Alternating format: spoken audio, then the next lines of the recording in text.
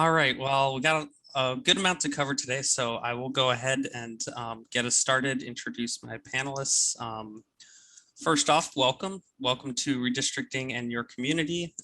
We are a program presented by the League of Women Voters of Maine, and I want to thank all of our co-sponsors that helped share out this event and really draw attention to this really important issue that I'm really excited to talk about today. So thank you to the ACLU of Maine, Maine Women's Lobby, Maine Conservation Voters, Planned Parenthood Maine Action Fund, and Maine Youth Power. All right, so what we're going to cover today are a few different things about Maine's redistricting process. First off, we're going to kind of give the groundwork of how the process works, the nuts and bolts of that. We'll stop and pause and see if there's any question and answer that folks have. And then we'll talk a little bit about how redistricting can specifically impact you and your community to help illustrate why this is such an important issue. And then we will share how you can get involved in the process. You may have seen in the news that the process is moving quite quickly in Maine, but there's still time to get involved, and we're going to do everything we can to help prepare you for that. And then finally, we'll take some more question and answer at the end. My name is Will Hayward. I'm the Advocacy Program Coordinator for the League of Women Voters in Maine, and I'm joined by two great co-panelists today. I'm joined by John Brodigan, Policy Counsel for the League of Women Voters in Maine, and Penelope Hamblin, who is one of our fearless members of the Advocacy Committee at the League and is a leader in the League of Women Voters of the Portland area. So hi, everybody. Thank both of them for joining us, and I want to hand it over to John to start us off with some introduction to Maine's redistricting process. Thank you, Will. It's really a pleasure to do this with you and Penelope.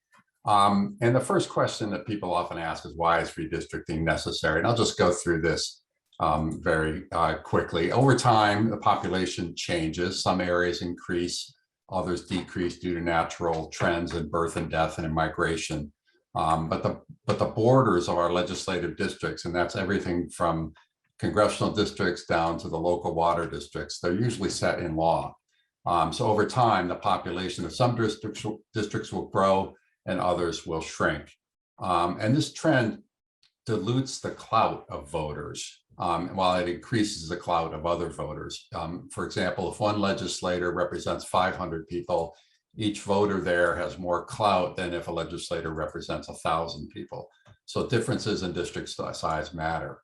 And courts have said that voters have a right to have their votes counted with approximately the same weight given to the other voters' votes. And this means that the government has to make sure that each elected official in a legislative body represents approximately the same number of people.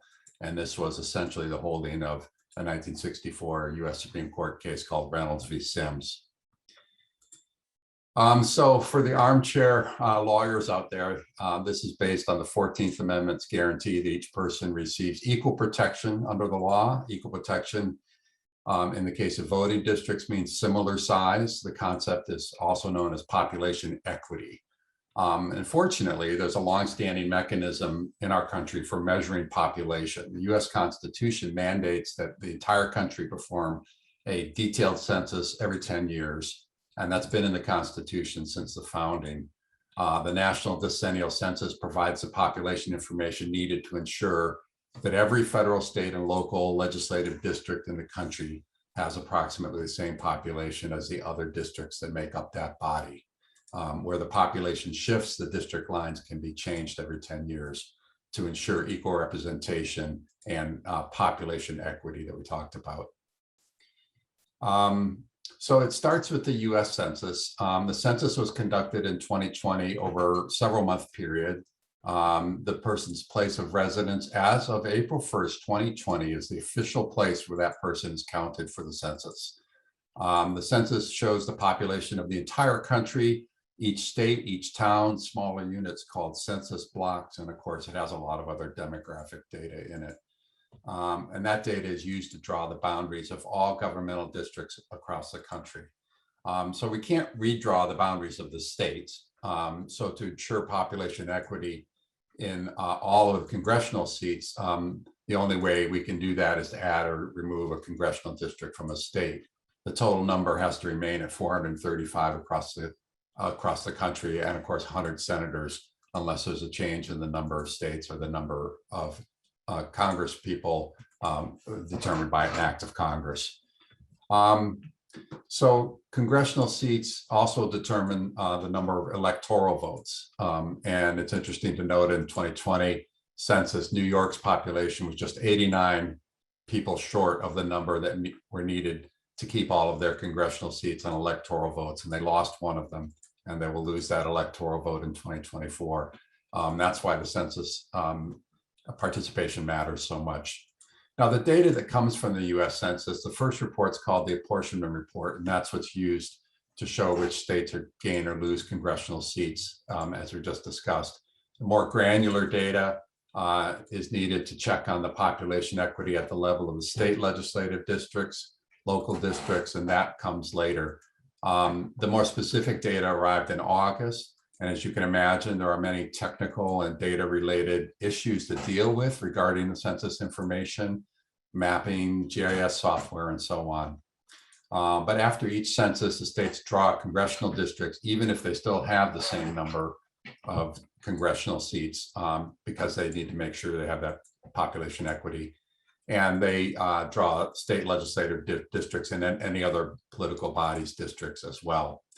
And district lines are not just a technical issue. I'd like to emphasize that the process can impact the political power of a party or a population group, depending on how its strengths line up with the district borders. So it is an important political and social issue as well.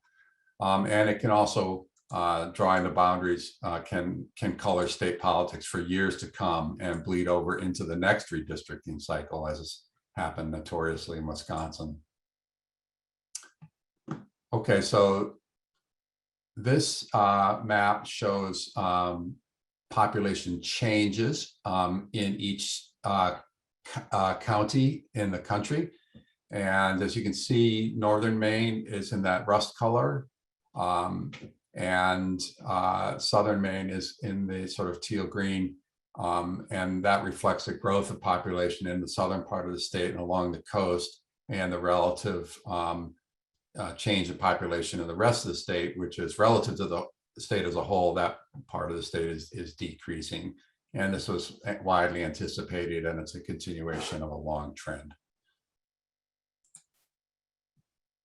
So the commission, the Maine Constitution establishes a commission to handle this process because it is a very political process. And the Constitution tries to control some of the politics that could be involved in drawing out these boundaries. The 15 members of the commission are selected as indicated there on the slide. There's a partisan balance, and then there's one other person chosen so that you get the 15th member, and I'll describe that on the next slide. But this makeup is set forth in the Constitution. It's the only body other than the legislative bodies that I know of that's actually described in such detail in the Constitution. And here's a fun fact for you, is that the word apportion or apportionment actually appears in the Maine Constitution 57 times. It's a fairly detailed topic. But the legislature, the House and Senate leadership have great control over the makeup of the commission, and the parties as well have a lot of influence over that. So this year, you can see the members that were chosen pursuant to those constitutional provisions. The 15th member there at the bottom, the outside unenrolled member, is Donald Alexander. He's a former Supreme Court justice. He was chosen as the 15th sort of tie-breaking member, and he presides at most of the proceedings of the commission. So it does prevent what happens in some other states where one party can dominate the process. So it is better than the raw partisan battles that we see, particularly some places in the South. So what are we going to do now? The COVID pandemic really disrupted this process in Maine and everywhere else. It delayed the federal data. You know, we had to accommodate that delay, but there's only so far you can go with a delay because the 2022 election cycle is coming upon us and new district definitions have to go into effect. Candidates and voters need to know what districts they're in. The Secretary of State needs the new district maps by early to mid-November to allow candidates to begin collecting ballot signatures in January 2022, begin the 2022 election cycle. And of course, the Constitution has binding deadlines. But to accommodate the delay, the Supreme Court issued an order that gave us a new schedule that is very compressed, but does allow for things to get done by the middle of November. We're in the middle of that process now. And one of the big days in the process set forth by the court is now here. The initial maps will be released tomorrow. This is very exciting. This is going to give us a sense of where the first folks who have done a pass at this within the commission think that borders need to be adjusted in order to achieve equity and to achieve the other goals of the commission. And speaking of other goals of the commission, sorry, that's one slide away. So the time is running out.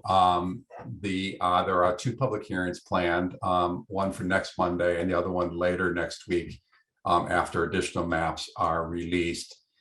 They're releasing the maps in a serial fashion as they are ready, and they will be taken up in the public hearings accordingly. And the timeline is tight as it has to be submitted to the legislature by the 27th of September. And the legislature then has a short period in time in which to consider it and act on it. In fact, these maps, to take effect, they need to be enacted into statute.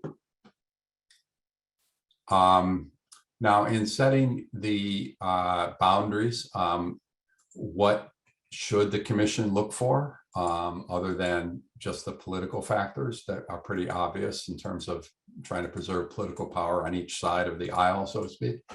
But these are the considerations that are listed in the Maine Constitution. The first four considerations up in the bulleted points there, that the districts should be compact, meaning obviously not too sprawling, more sprawling than they need to be geographically. They should be contiguous, meaning you can't have islands that are not connected to each other. They should reflect some respect for political subdivisions, so that cities, municipalities, towns, other subsidiary subdivisions that exist for other reasons should be accommodated to the greatest extent possible. They should, of course, be equal population, and they should also reflect communities of interest. Communities of interest are population groups, as it sounds, that have some common factors of interest with each other, and where it may make sense for them to be aligned politically and to reside within one district and not be divided up within multiple districts. So these are things that the members of the commission should be considering and looking out for. And these four subsequent bullets here are other factors that the commission typically looks for, and things that frankly we will be looking at in terms of respecting prior district boundaries, packing and cracking, that's forms of gerrymandering, of pairing incumbents, and of competitiveness. These are all considerations that the political members of the commission would be tempted to engage in, but for public policy reasons, we believe these should be respected and honored, and that the public is best served when the process is really fair for the very long term and not just for the partisan interests of those incumbents who are on the commission and their allies in the legislature. Okay, I've gone through this very quickly. These are the criteria on this slide that the Maine Commission published. They're similar to the criteria for 2020. They make sense, they're rational. But what really matters is how the commission balances these against each other, how they play out. It'll be very, very interesting to see which of these get more weight and more priority, and which have less weight and less priority in individual circumstances. And again, those are the first ones: compactness, keeping communities of interest together, avoid splitting municipalities as much as possible. So you don't want a district line cutting through a town if you don't have to. County lines should also not be crossed unless necessary. And to keep smaller districts within larger districts as much as possible. So you would want your House district to be within a Senate district and not straddle 2 Senate districts. Those are the criteria that the commission published for this cycle. So I know I went through that very rapidly, but I'm happy to pause here and see whether there are questions or comments. And yeah, I don't see any questions at the moment. I see a comment that the New York, you mentioned the 89 people in New York, and the alternative, the flip side that's been pointed out here is that if Minnesota had 26 fewer people, that would have also led to the same effect. So like you said, very narrow margins there.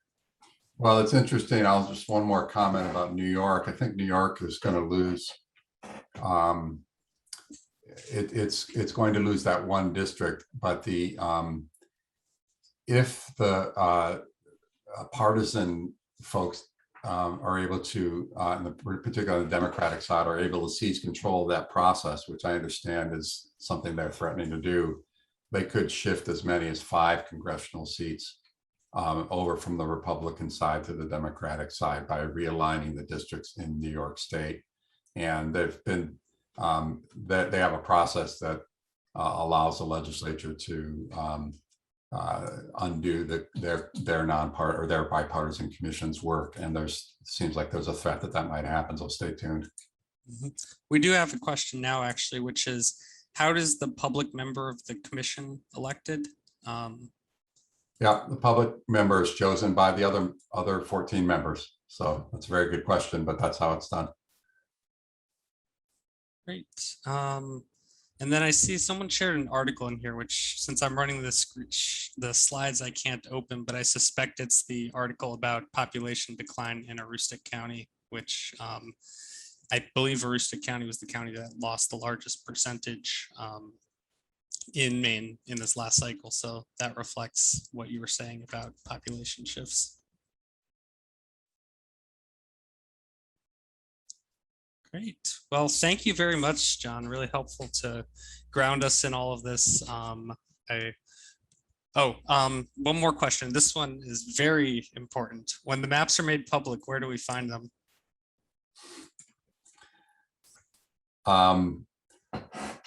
Will, I think I'm going to defer to you on the details. I don't want to get it wrong because it is important. Sure. So the Apportionment Commission does have a website that I will make sure to drop in the chat, or if someone else is able to, that would be even better. But there is a tab on the state legislature's website that says Apportionment Commission. And when you click on that, you go to their page, and it will be somewhere on that page.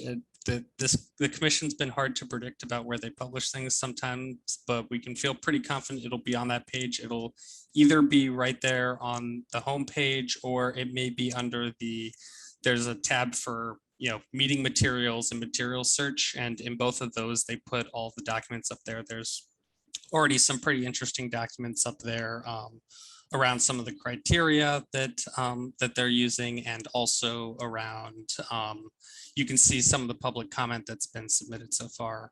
So that is a really interesting place to really see everything that's being made available publicly in the process. So several more questions. Don't go anywhere yet, John. So here's one. Given the consensus and constitutionally required bipartisanship, plus legislators being the bulk of the commission, are the maps generally accepted by the legislature, or is there often haggling and back and forth? Briefly, the process has very tight timelines, and for good reason. If the legislature doesn't accept the maps relatively quickly, the state Supreme Court takes over the process and draws the maps, and those are the final maps. That's how it would ordinarily work. It is going to work that way again this time, but since it is even more compressed, I think there's even more pressure on the commission and the legislature to approve the maps. But if they don't, there's 45 days in which the court can take up the issue and approve them. And that has happened in the past. And just to mention something that I think in 2010, looked like it was potentially heading in that direction and ultimately didn't, but was the debate over how to draw the 2 congressional districts in Maine. And there were wildly different proposals from the 2 parties, and eventually they reached an agreement. But this time, the commission has already said they've put in their agendas that they're going to be looking at moving towns in Kennebec County. So it seems like there's less, because in large part because there's less time, but there's definitely less temptation, I think, to try to radically rethink things. So we may see more agreement, but the time may also cause problems for that. And I see Ann's question here, whether the commission also does state legislative redistricting, and the answer is yes. Sorry, I went through this very quickly, but yes, it will do the 151 House districts and 35 Senate districts, and it will also do county commissioner districts. That's right. All right, well, I will move on to my section then for now. We'll have time for more questions at the end, but John, I want to thank you again so much for sharing all of this really helpful information about the process. And I'll turn it over to my section. Thank you. All right, and I'll answer this one really quickly before I move on, but the time frame for state legislative districts is the same. It's all, and the county districts, it's all due by September 27th. So they have a lot of maps to put out in the next few days that we'll be watching for.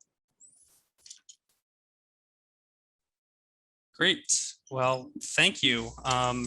And now I would like to present a little bit on what was actually the title of this presentation, which is Redistricting in Your Community. And I want to talk a little bit about how redistricting affects you and the people around you in your community.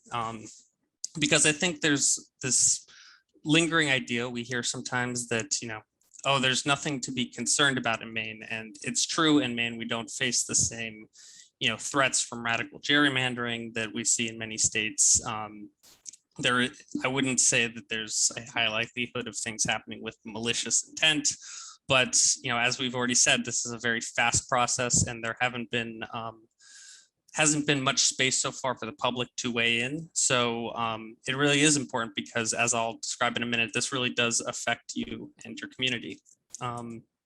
So how does it affect you? It can affect you in several ways. The most obvious being who represents you in different elected offices may change.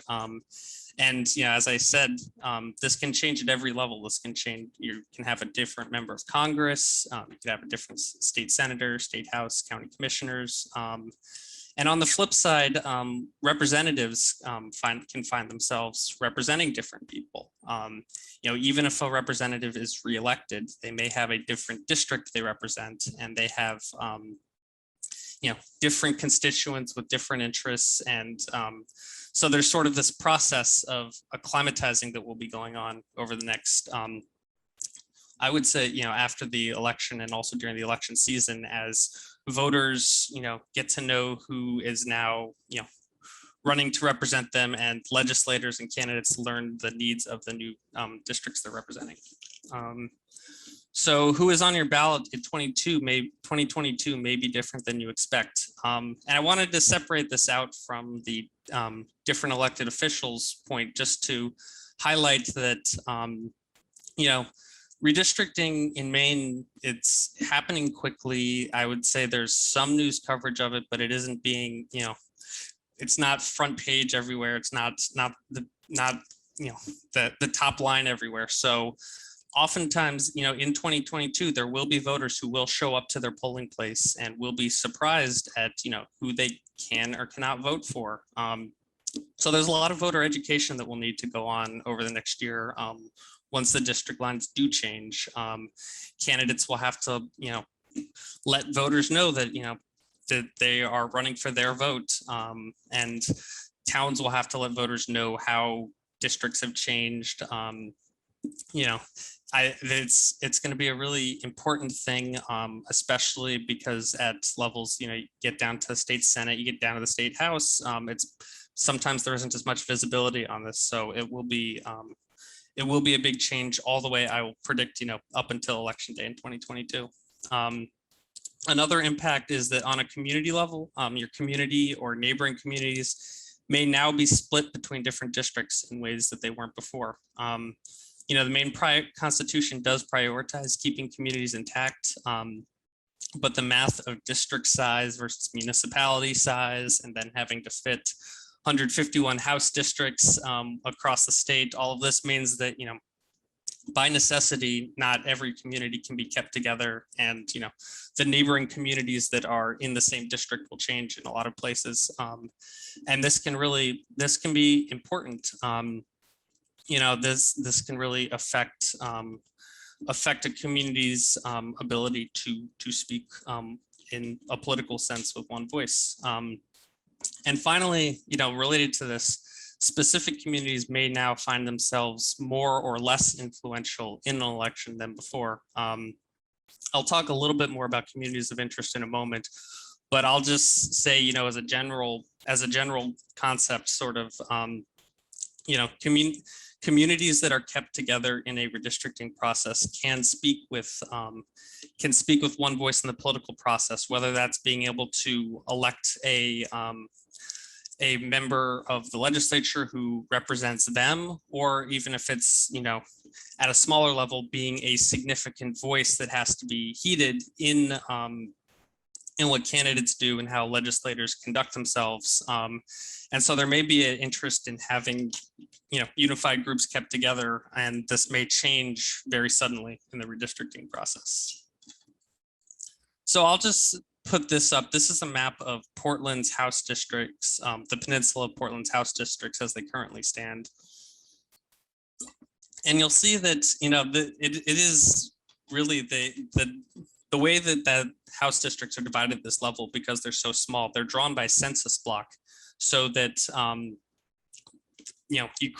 I could walk out of my house and walk 3 blocks and walk through 3 different districts.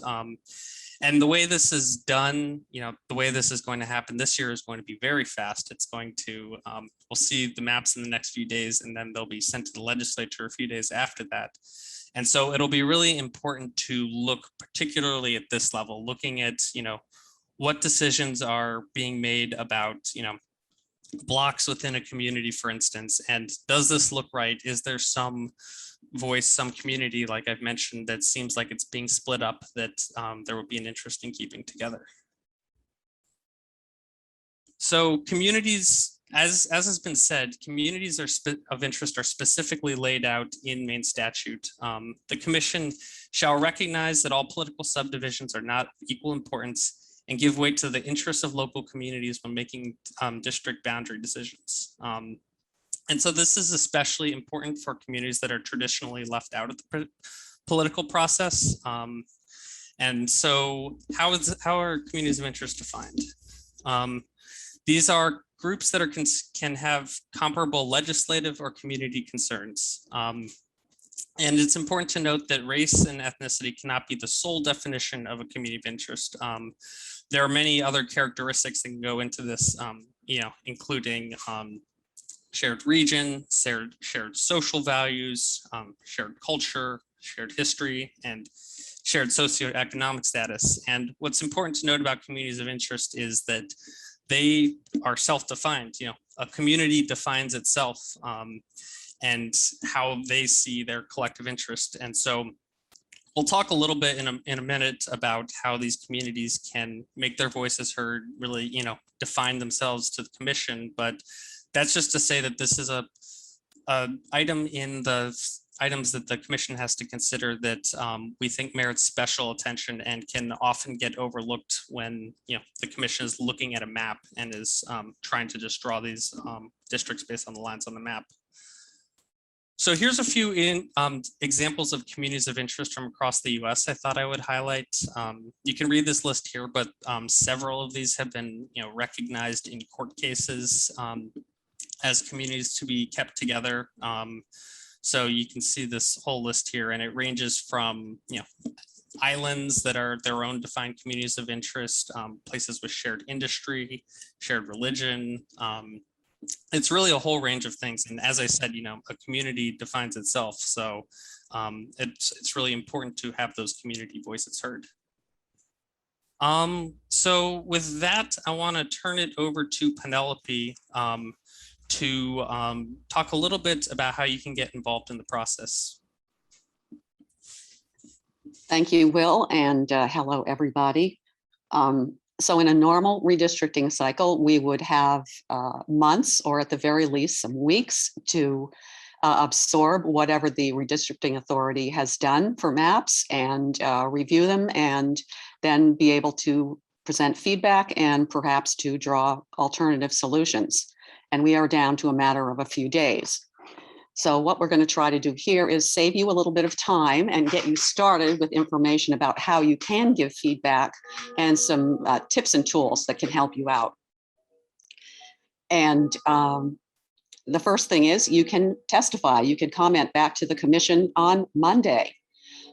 We are expecting tomorrow that by the close of business, the commission will release at least 3 sets of maps. And these are the 2 congressional districts, the county commissioner districts, and the state senate districts.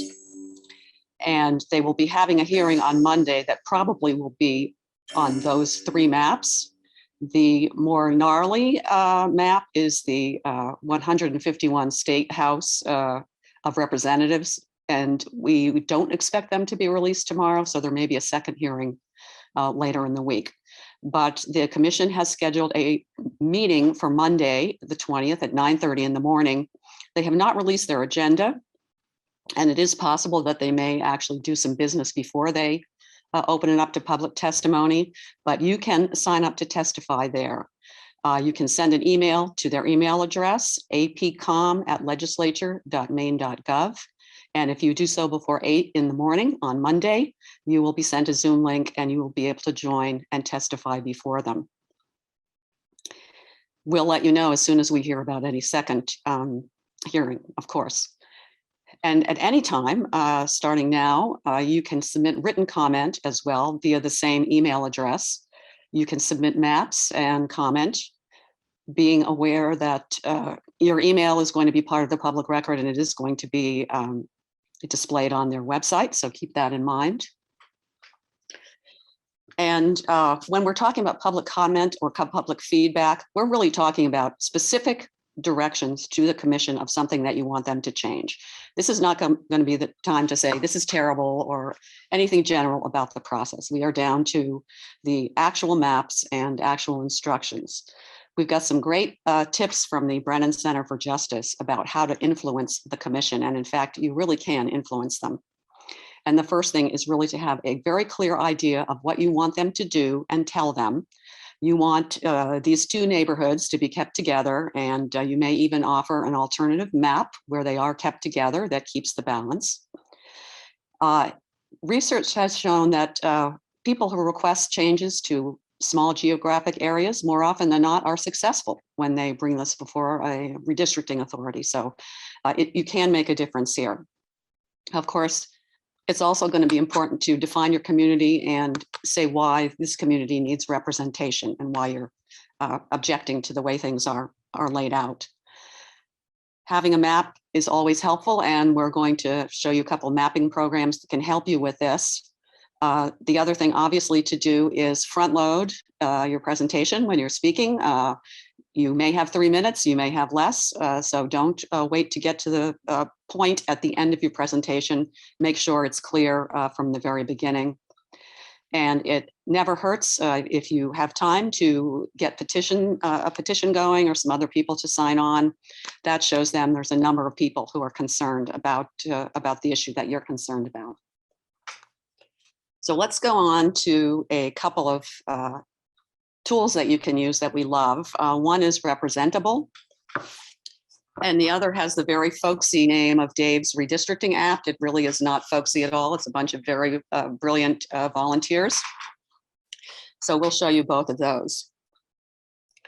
Representable, it's completely free. It's free to sign up. And this is all about defining your community of interest. And we'll explain what those are about. You could just create an account and you can go in and answer a brief questionnaire that lists what your community is and give it a name. And as Will said, it can be anything from a church neighborhood to a school district or whatever group that is important to you. And then there's a really easy to use mapping feature.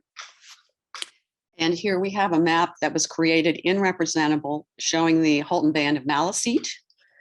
And you can draw down to the very detailed census block level, which is the lowest or smallest granular section of the census. And you simply draw lines to connect sections.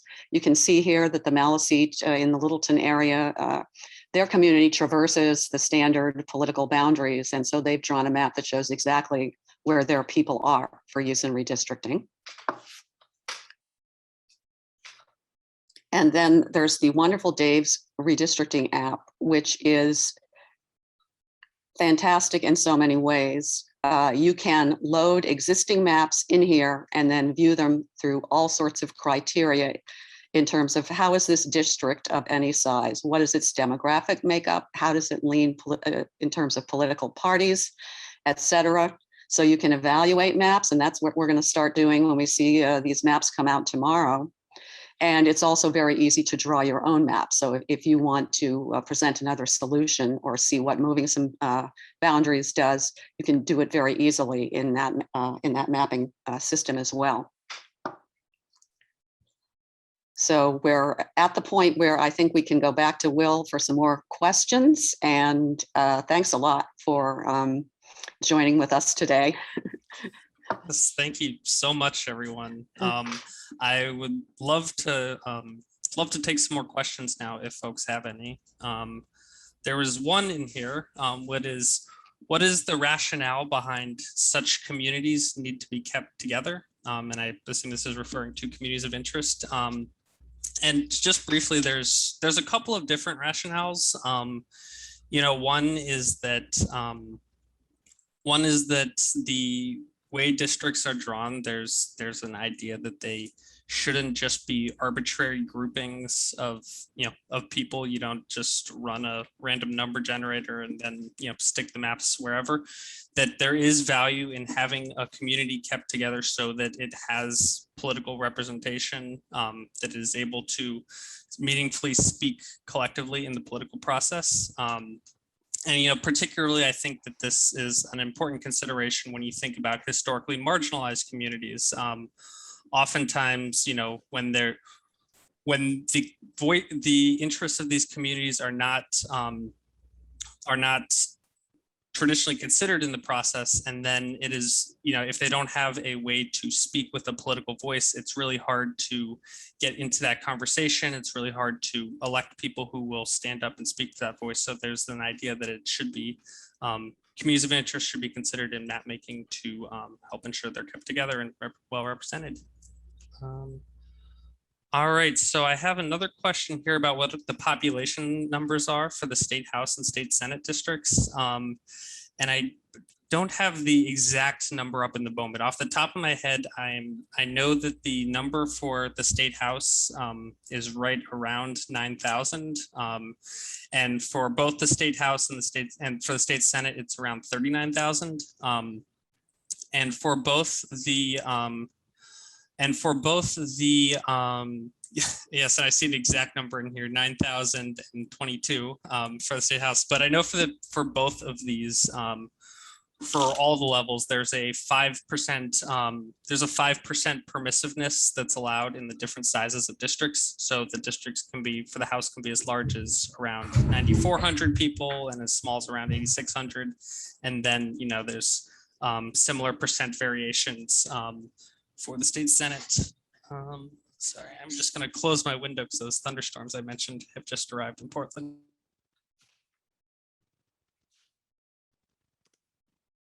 All right, so I'm looking in the chat now, and I see plus or minus 5% or 5% net, and I believe it is 5% plus 5% or minus 5%. So not 2.5% either way, but 5% either way. Yes, and I see in the question answer, I see Chess is describing an example of the Bucksport, Orland, Verona, Prospect area being split up into two separate districts.